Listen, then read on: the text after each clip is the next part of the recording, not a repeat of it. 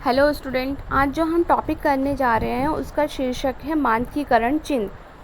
तो ये बहुत ही ज़्यादा इम्पॉर्टेंट है हमारी डेली लाइफ के लिए, क्योंकि रोज़ हम कुछ ना कुछ सामान खरीदते हैं। एक छोटी से छोटी सामान या बड़ी से बड़ी सामान डेली ही हम खरीदते रहते हैं और हमारे साथ धोखाधड़ी भी होते हैं।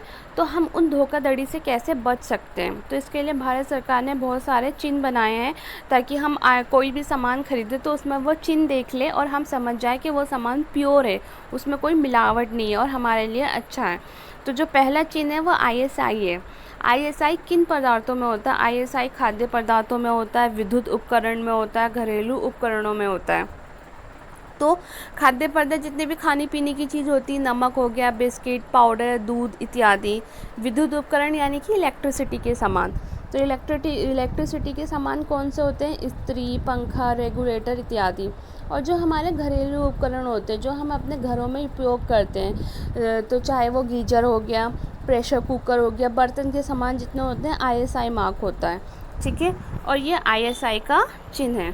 ठीक है, और दूसरा जो और टॉपिक आ जाता है वो FPO आता है। FPO की फुल फॉर्म है फ्रूट प्रोडक्ट ऑर्डर। जैसे कि नाम से ही पता चल रहा है, फ्रूट प्रोडक्ट ऑर्डर।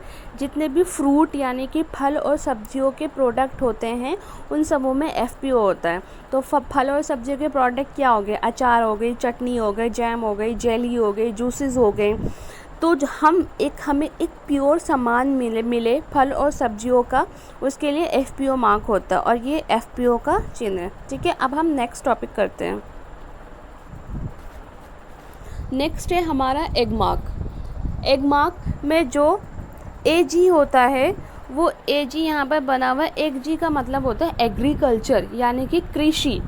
तो जो भी उत्पाद हमें एग्रीकल्चर से मिलते हैं, कृषि उत्पाद होते हैं, उन समूह में हमारा एग मार्क होता है। तो हमें एग्रीकल्चर या कृषि से क्या क्या चीज़ें मिलती हैं? मसाले हो गए, आटा, दाल, चावल, ठीक है, मक्खन, घी, इन सब चीज़ों में क्या होता है? हमारा एग मार्क होता है। तो सिंपल सी बात है, एग मार्क से याद कर लेना, AG से एग्रीकल्चर। तो एग्रीकल्चर के जितने भी प्रोडक्ट होते हैं उसमें हमारा एग मार्क होता है।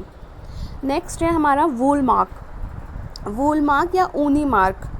ठीक है, नाम से ही पता चल रहा है वूल यानी कि जो भी चीज़ें ऊन की बनी हुई होती हैं, ऊन की जितनी भी चीज़ें, स्वेटर हो गए, शॉल हो गए या सूट हो गए, उन सबों में एग मार्क होता है, सॉरी वूल मार्क होता है। तो वूल मार्क का चिन्ह क्या होता है? ऐसे बना हुआ है, जैसे ऊन का गोला होता है ना, उसी प्रकार का ये चिन्ह बना हुआ है। तो जिन भी ऊन के कपड़ों में ये चिन्ह बना हुआ होगा, समझ लेना कि वो जो हमें कपड़ा मिल रहा है बिल्कुल प्योर मिल रहा है, उसमें कोई भी मिलावट नहीं है।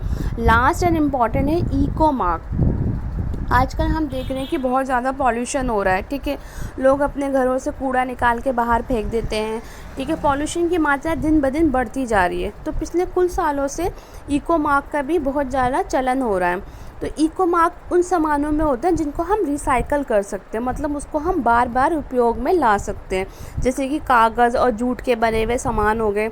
आजकल हम रेस्टोरेंट वगैरह में भी शॉपिंग वॉपिंग करने जाते हैं ना, तो वहाँ पर हमें वो बैग देते हैं और थैला देते हैं जो कि कागज़ का बना हुआ रहता है।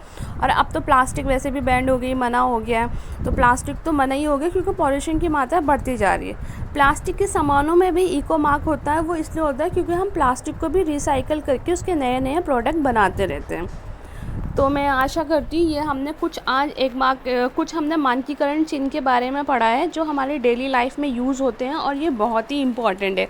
सिलेबस के पर्सपेक्टिव से भी इम्पॉर्टेंट है और हमारी डेली लाइफ और GK के पर्सपेक्टिव से भी बहुत ही इम्पॉर्टेंट है। तो आज की क्लास को हम यहीं ख़त्म करते हैं। नेक्स्ट क्लास में हम नेक्स्ट टॉपिक पढ़ेंगे। ठीक है, थैंक यू।